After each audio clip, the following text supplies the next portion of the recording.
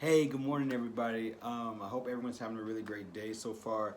Today, I kind of just wanted to talk about something that we all kind of want to know more about, and it's all about sex. This is just to all the men and women out there who's been kind of struggling with something that I personally have struggled with in my past.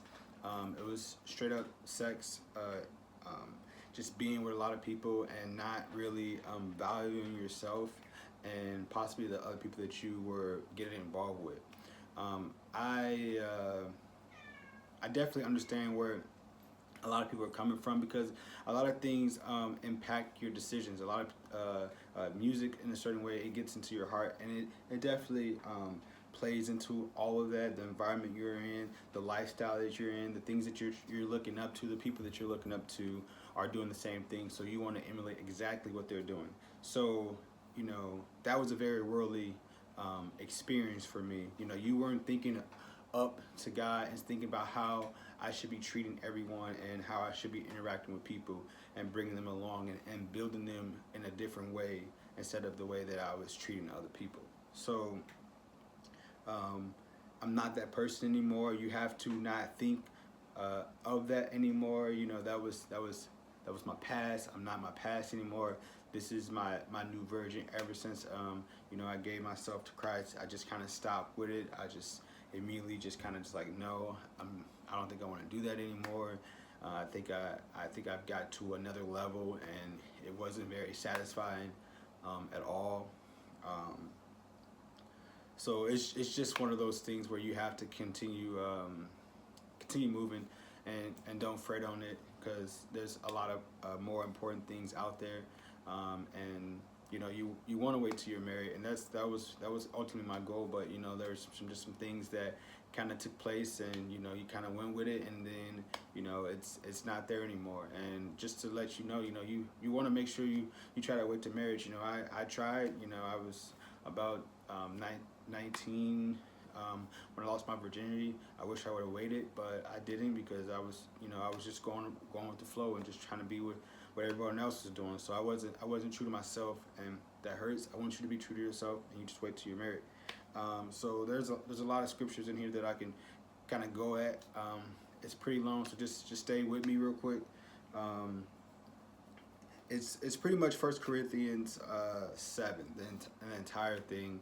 If you wanted to read it, it's very good, and there's a lot of other ones, but that's like the most important one that I wanted you guys to kind of get away from that.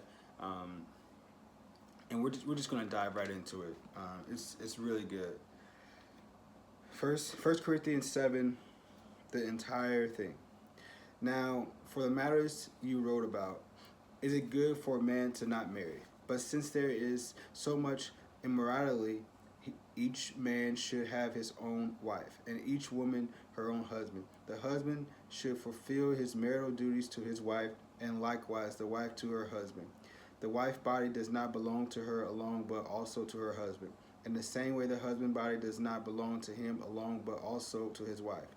Do not deprive each other except for mutual consent and for a time so that you may devote yourself to prayer. Then come together again so that Satan will not tempt you because of your lack of self-control. I say this as a concession, not as a command. I wish that all men were as I am, but each man has his own gift from God. And one has a gift, another has that. Now, to the unmarried and the widows, I say, is it good for them to stay unmarried as I am? But if they cannot control themselves, they should marry, for it is better to marry than to burn with passion. To the married I give this command, not I, but the Lord. A wife must not separate from her husband, but if she does, she must remain unmarried or else be reconciled to her husband. As a husband must not divorce his wife. To the rest, I say this I, not the Lord. If any brother has a wife who is not a believer, she is willing to live with him, he must not divorce her. And if a woman has a husband who is not a believer, and he is willing to live with her, she must not divorce him. For the unbelieving husband has been sanctified through his wife, and the unbelieving wife has been sanctified through her husband, her believing husband. Otherwise, your children will be unclean, but as it is, they are holy. But if the unbeliever leaves, let him do so, as a believing man or woman is not bound in such circumstances. God has called us to live in peace. How do you know, wife, whether you will save your husband? Or how do you know, husband, whether you will save your wife? Nevertheless, each one should retain the place in life that the Lord has assigned to him and to which God has called him. This is a rule I laid down in all the churches. Was a man already circumcised when he was called? He should not become uncircumcised. Was a man uncircumcised when he was called? He should not be circumcised. Circumcision is nothing, and uncircumcision is nothing. Keep God's commandment is what counts. Each one should remain in a situation which he was in when God called him. Were you a slave when you were called? Don't let it trouble you, although if you can gain your freedom, do so. For he who was a slave when he was called by the Lord is the Lord's freeman. Similarly, he who was a free man when he was called is Christ's slaves. You were bought at a price. Do not become slaves of men. Brothers, each man as responsible to God should remain in a situation God called him to. Now about virgins. I have no command from the Lord, but I give the judgment as one who by the Lord's mercy is truthful.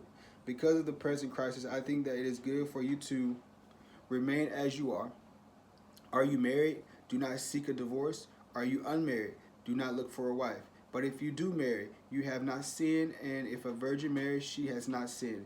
But those who marry will face many troubles in this life, and I want to spare you this.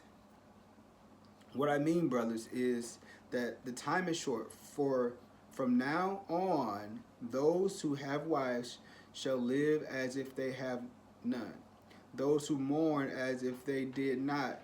Those who are those who are happy, as if they were not.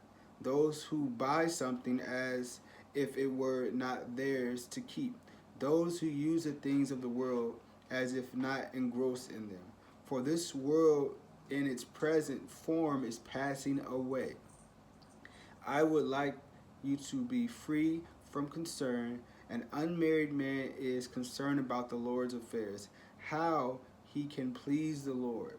But a married man is concerned about the affairs of this world, how he can please his wife, and his interests are divided. An unmarried woman or virgin is concerned about the Lord's affairs. Her aim is to be devoted to the Lord in both body and spirit. But a married woman is concerned about the affairs of this world, how she can please her husband.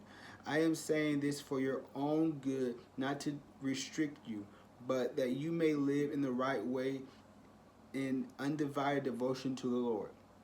If anyone thinks he is acting improperly towards the virgin he is engaged to, and if she is getting along in years and he feels he ought to marry, he should do as he wants.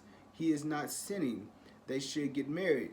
But the man who has settled the matter in his own mind, who is under no compulsion but has control over his own will, and who has made up his mind not to marry the virgin, this man also does the right thing.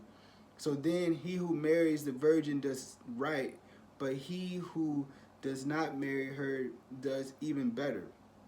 A woman is bound to her husband as long as he lives, but if her husband dies, she is free to marry anyone she wishes, but he must belong to the Lord. In my judgment, she is happier if she stays as she is, and I think that I too have the Spirit of God. Now that was definitely a mouthful, but there was so much juice and so much content in here that you just have to look at it maybe 3 or 4 times. Something that you could definitely look at with your wife, with your partner, or if you're single, this is something that you definitely can look at and to understand and to just better yourself. It was just an amazing reading. And there was just one more I wanted to read out of 1 Peter 3, just right to wives and husbands. Wives, in the same way, be submissive to your husbands, so that if any of them do not believe the word, they may be won over without words by the behaviors of their wives. When they see the purity and reverence of your lives, your beauty should not come from outward adornment, such as braided hair and the wearing of gold jewelry and fine clothing.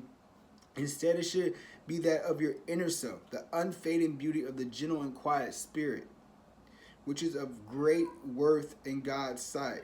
For this is the way of the holy women of the past, who put their hope in God, used to make themselves beautiful.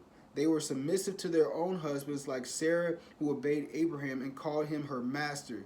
You are her daughters if you do what is right and do not give way to fear. Husbands, in the same way, be considerate as you live with your wives, and treat them with respect as a weaker partner and as heir with you of the gracious gift of life, so that nothing will hinder your prayers. Amen. Ooh, that was so good. So, I kind of talked a little bit about what I struggle with, just speaking with a lot of people, and I gave you those two really good passages, and First Corinthians 7, and then 1 Peter 3 4 or 3 for about the wives and husbands. It was just such a good, and I just want to leave you with that. I want you to leave you with just making sure your purity until you're married. And hey, if you messed up like I did myself, it's just time to kind of just realize that, I messed up. I'm not going to be that person anymore.